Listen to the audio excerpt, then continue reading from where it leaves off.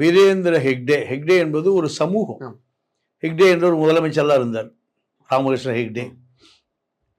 இந்த சமூகத்தில் அனைவருமே ஒரு நில உடைமையாளர்களாகத்தான் இருப்பாங்க, பண்ணையார்களாகத்தான் இருப்பாங்க.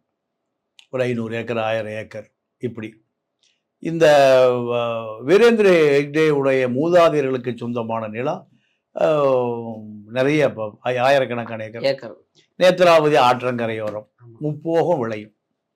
இதுதான் இவர்களுடைய பின்னணி. இதே நாளடைவில் என்ன ஆகுதுன்னா, இவர்கள் அரசியலில் நுழையிறாங்க. நீங்கள் காங்கிரஸ் தான், இப்போ தான் பிஜேபி. முதலில் காங்கிரஸ் அரசுகள் தான்.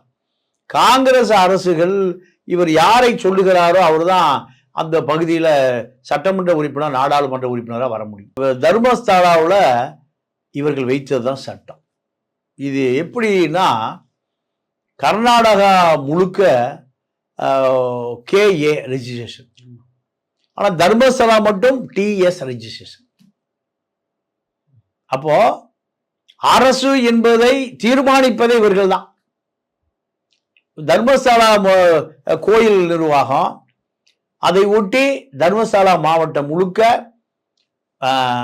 மைக்ரோ ஃபைனான்ஸ், இவங்க தொழில் மைக்ரோ ஃபைனான்ஸ். இவர்களிடம் செய்ய எந்த தொழிலாக இருந்தாலும் இவர்கள் தான் ஃபைனான்ஸ். சிறிது சிறிதாக அந்த மாவட்டம் முழுக்க இவர்களுடைய கட்டுப்பாட்டுக்கு வர ஆரம்பிக்குது. அதன் பிறகு இந்த தர்மஸ்தலா கோயில், ஆன்மீகம், அரசியல் ரெண்டுமே இவர்களுடைய கட்டுப்பாட்டுக்கு வரும், இவருடைய மூதாதையர் கட்டுப்பாட்டுக்கு.